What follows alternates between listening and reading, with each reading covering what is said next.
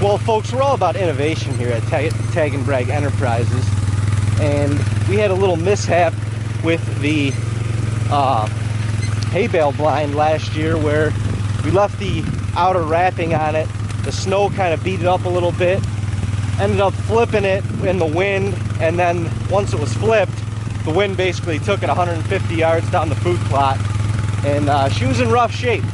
But we brought her back to life. We got a new wrap, or we got a new like outer coat for the hay bale, and today we're going to try and get her in there, get it back by this food plot behind Cam Cutlet, so that we can have somewhere to get out of the weather and be on the food plot at the same time.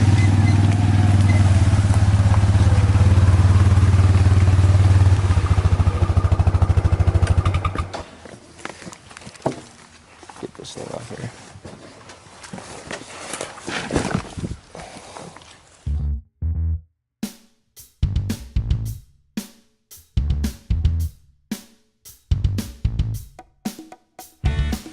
We got the hay bale blind all situated, tucked into this spot right here, overlooking the Tecumseh Max Attract. Sick plot. But I think I really want to modify these windows because filming slash hunting in here can be very difficult with just the two windows up there. Come on. So I think what we should do here is almost take out this middle section so you can literally see it all.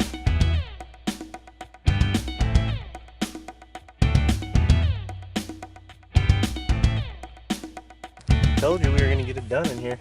Bay window to the plot. And we got the bay window and windows in here all the way across, and we should be good to go. Good to go. We actually might only need two.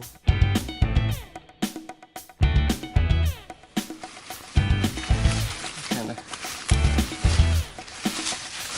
separate here a little bit.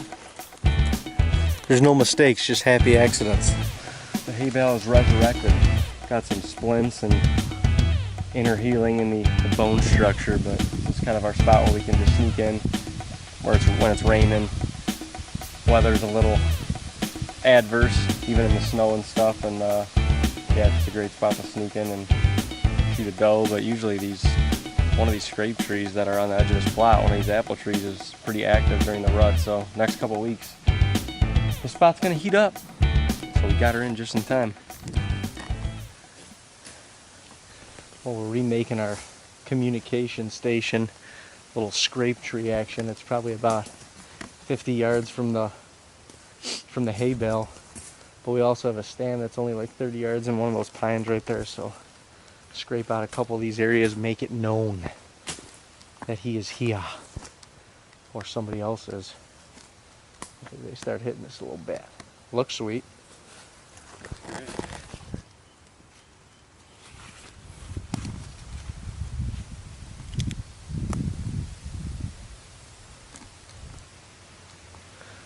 Got it on the first try.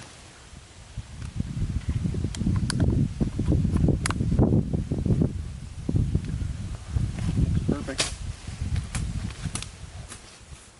While Dino is grabbing lunch, I'm gonna slip in here and check a couple cameras and maybe shift a few. Right now our cell camera is not doing anything for us, so I want to move it. I'd really like to find a scrape in here.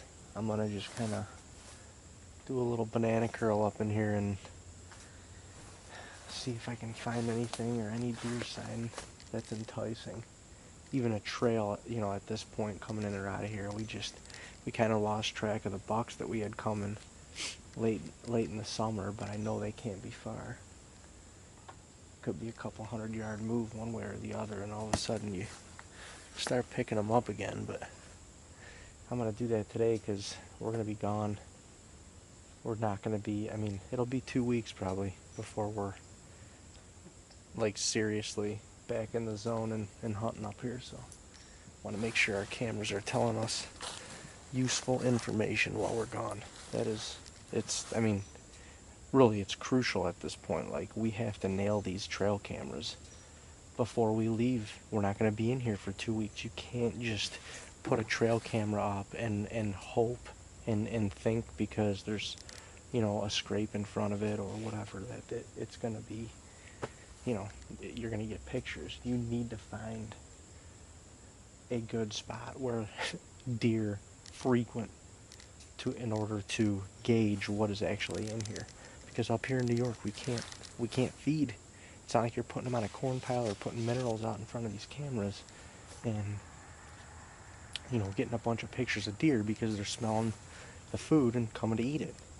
It's not like that. You have to hunt. You have to be strategic up here, and that's one of the things that we like about it so much, honestly.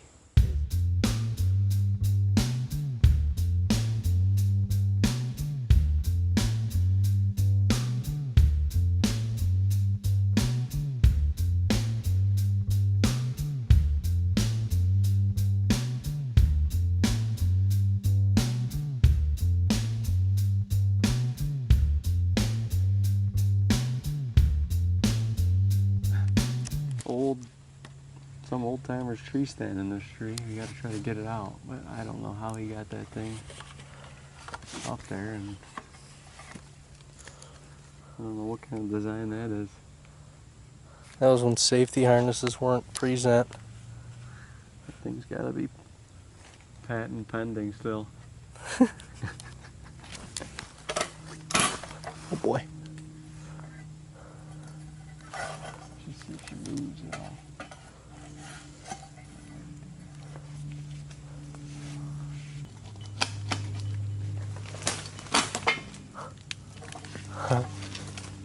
I'll give it a push.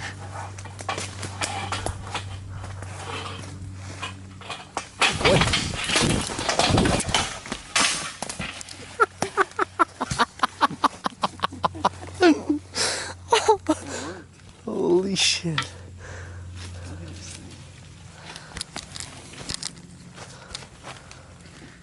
Damn, that would have sucked doing that up there, so. This thing is heavy. Like, how do you get this? Feel this thing. Feel this piece right here.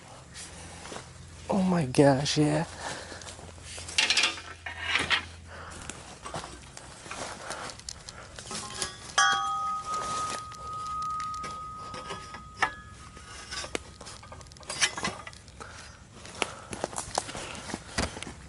Something like that. Stairway to heaven.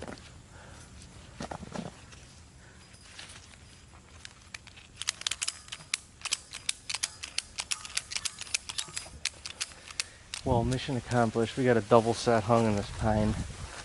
We got to come back and bush it in, but I mean, this was all dense little trees. Cleared this whole area out, so there's some lanes to shoot. There's a main trail that comes right here. Up that way, there's another one about 10-15 yards on the other side of all this stuff, so it's just parallel everything. You got a little overhanger right here on this crossing. Maybe they'll want to lick it. All in all, I think we did a pretty good job. What do you say? Yeah. I'm done, man. I need a water. Me too. I'm gonna finish when we come back. That's in. I mean, you like it? Yeah, I like it. It's the camera stand. That one pine needs trimmed above it, so you don't. Well, as you're kind of Cockeyed. But there's a couple of from his stand, those spikes hanging out the cut off branches that need to be. One's right in your back right now. So it needs a little work, but there's a couple high ones that way that need to be. Yeah, I figured. But yeah, this is a fall, a rut spot when the leaves fall. Yep. So hardwoods. that'll be good. Let's get out of here.